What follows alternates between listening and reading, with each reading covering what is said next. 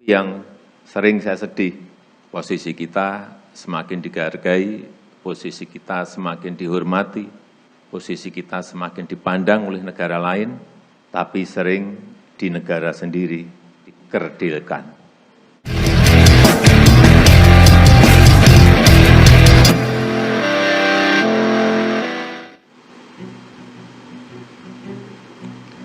Bismillahirrahmanirrahim.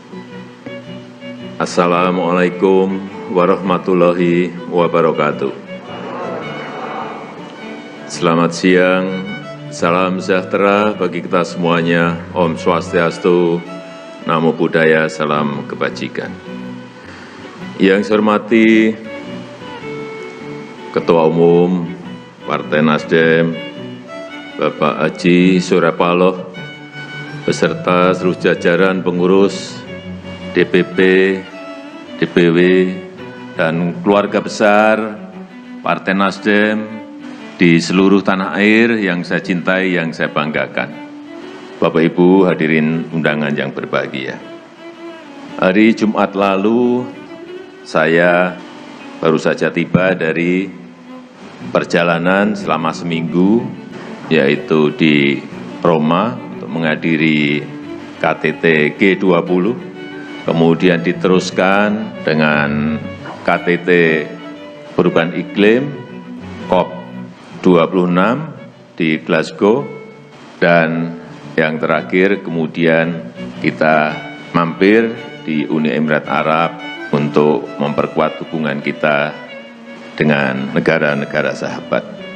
Ada yang saya rasakan yang berbeda kalau dibandingkan dengan summit, dengan KTT sebelumnya di pertemuan itu. Banyak sekali permintaan pertemuan bilateral dari negara-negara lain, negara-negara yang hadir saat itu. Kemudian yang kedua, banyak sekali yang secara mendadak, baik waktu saya berdiri maupun saya duduk, datang kepada saya. Dan itu adalah negara-negara gede, negara-negara besar, kepala negara yang datang. Ini ada apa? Perbedaan itu yang saya rasakan. Tetapi yang menurut saya lebih penting adalah sebuah kehormatan Indonesia untuk menjadi presidensi, menjadi keketuaan G20, dan nanti kita akan menyelenggarakan KTT-nya di Indonesia, di Pulau Bali, dan juga di kota-kota lain selain Bali. Karena selama 1 tahun, sejak 1 Desember nanti sampai pada awal November 2022, kita akan menyelenggarakan kurang lebih 150-an pertemuan, baik urusan keuangan, urusan iklim, urusan digital ekonomi, yang semuanya diselenggarakan di Indonesia. Dan juga perlu saya sampaikan, Indonesia adalah negara pertama, negara berkembang pertama yang menjadi presidensi G20. Oleh sebab itu, posisi strategis seperti ini harus kita manfaatkan sebaik-baiknya. Karena betul-betul kita duduk setara dengan negara-negara maju.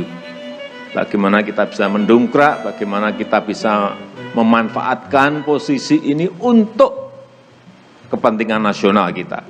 Tidak ada yang lain, kepentingan nasional kita. Dan perlu saya tegaskan sekali lagi, kita ini adalah negara besar yang sering kita lupa.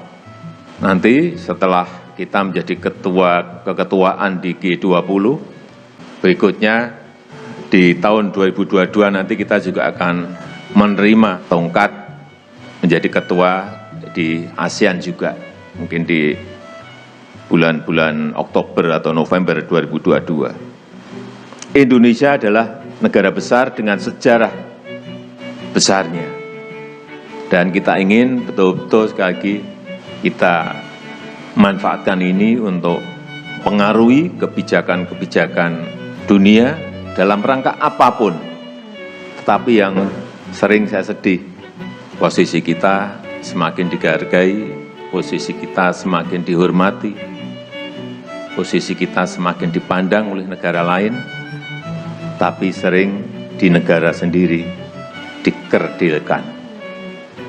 Ini yang sering membuat saya sedih. Pada posisi itu sebetulnya, baik pada keketuaan presidensi G20 ataupun nantinya setelah ini menjadi ketua ASEAN, mestinya Indonesia sebagai bangsa dihormati dan juga warga negara Indonesia ini juga akan merasakan semuanya, warga kita kehormatan itu, merasakan akan kehormatan itu. Dan saya juga ingin, kita semuanya juga ingin warga negara kita ini juga dihormati, dihargai oleh warga negara lain, dimanapun WNI kita berada.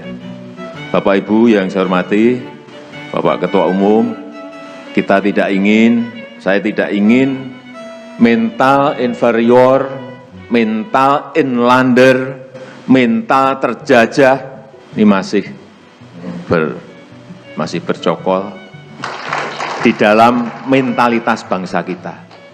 Ketemu bule saja kayak ketemu siapa gitu. Sedih kita. Kita kadang-kadang terlalu mendongak kayak gini. Wong sama-sama makan nasi juga. Memang kita juga sadar bahwa kita telah 350 tahun dijajah bangsa kita ini. Sehingga kadang-kadang saya berpikir, apakah terjajah terlalu panjang ini memunculkan sebuah DNA yang tadi saya sampaikan. Jangan-jangan seperti itu. Meskipun kita sudah 76 tahun merdeka.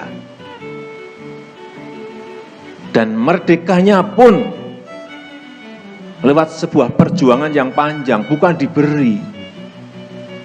Tapi DNA itu yang masih terus menjadi kepikiran saya. Jangan-jangan kita memiliki tadi mental inlander, mental terjajah, mental inferior gara-gara DNA yang diturunkan karena 350 tahun kita terjajah. Jangan ditepukin dong. Oleh sebab itu kita harus membangun seperti tadi yang disampaikan oleh Bapak Surya Paloh. Kita harus mulai membangun rasa percaya diri, rasa optimisme sebagai bangsa pemimpin. Jangan sampai kita kehilangan orientasi itu. Dan itulah yang dinamakan gerakan perubahan, gerakan restorasi, ya di situ. Dan mental inlander itu, mental terjajah itu, mental inferior itu, jangan sampai ya hilang-hilang sampai sekarang. Jangan juga ada yang memelihara gitu.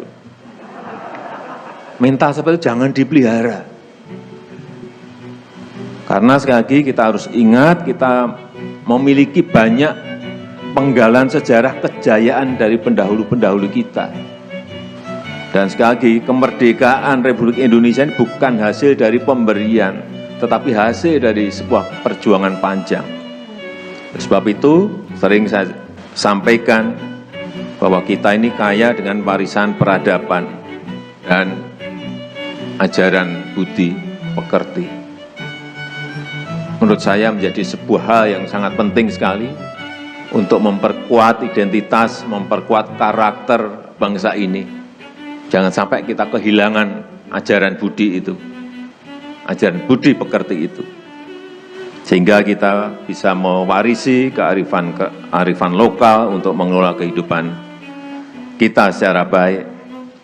Ada seni dan budaya yang kita miliki yang sangat beragam. Itulah kekuatan kita, dan